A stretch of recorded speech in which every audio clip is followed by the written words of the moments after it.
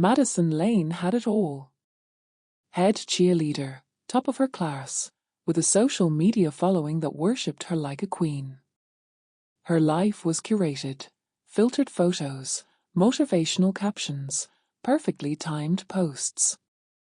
To the outside world, she was perfection wrapped in a varsity jacket. But perfection has a way of getting boring. Especially on a rainy Friday night, when you're home alone and your parents are off on another one of their weekend getaways. The house was quiet. Too quiet. No texts buzzing, no calls, no drama.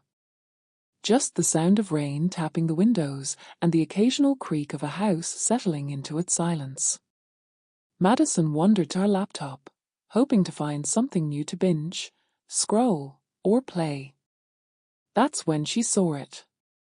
A new icon on her desktop. She didn't remember downloading anything. It was called simulife.exe. The icon looked like a pixelated mirror, the kind you'd find in old-school games from the early 2000s. Curious, and honestly just bored enough not to care, she double-clicked it. The screen blinked. A plain black background loaded with white text in a blocky, outdated font. Welcome back, player. Ready to resume? Y/N. Resume? She frowned. She had never played this before.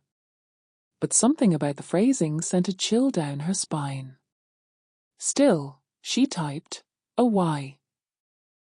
The screen stuttered, glitched for a moment, then loaded what looked like a 3D simulation of a teenage girl's bedroom. Pink LED lights, makeup desk, a varsity jacket hung neatly on the door, her room. Her exact room. She laughed uneasily. Okay, weird, or this is like next level AI. A virtual version of herself stood in the center of the screen. Same hairstyle. Same posture.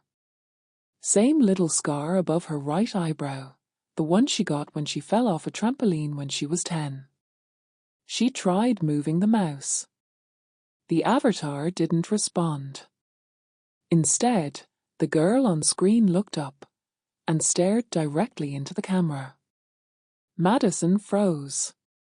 Then, the digital version of her began typing on its own. You're not supposed to be here. Before she could react, the screen glitched violently and the lights in her room went out. Total darkness. Then her phone buzzed. Only one notification showed up on the screen. Simulation stability compromised. Rebooting reality in 3, 2. Her stomach dropped. She whispered, "Oh, what the hell?" Then, the lights flickered back on. But her room, it was wrong.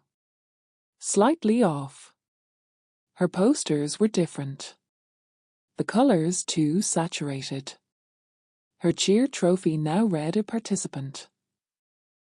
Even the air felt thicker, like she was breathing inside a dream. She picked up her phone. No contacts. No messages. No social media apps. Just one lone icon. Simulife, system mode. She bolted to the mirror. Her reflection looked normal, until it blinked a full second after she did. And then, the reflection smiled. Madison didn't. She stumbled back, heart pounding. From the hallway, she heard her mother's voice calling out. "Dinner's ready, sweetheart. You've been working so hard." Then again. "Dinner's ready, sweetheart. You've been working so hard." And again. The exact same words. Same tone. Same pitch. Repeating like a glitch. She opened the door. Her mother stood in the hallway, smiling way too wide. Her head twitched every few seconds, like a video buffering on slow internet. Her arms hung at her sides, moving only when she spoke. "Dinner's ready, sweetheart." Madison backed away slowly. "No, it's not," as she whispered. The figure stopped smiling. Its head cocked. "You weren't supposed to know." The voice sounded mechanical now. Flat. Like an error message in a cheerful voice. Madison slammed her door shut. She turned back to her laptop.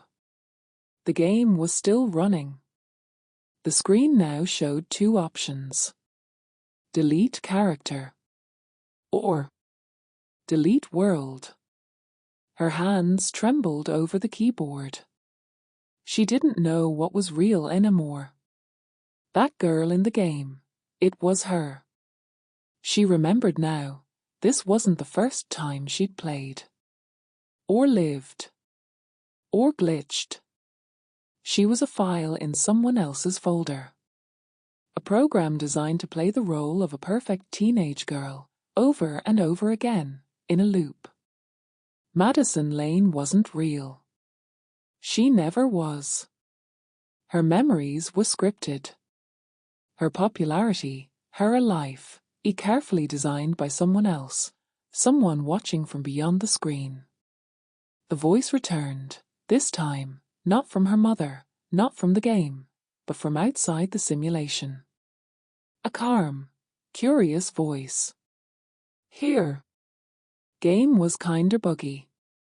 "Let's delete this one and try again." Her vision dimmed.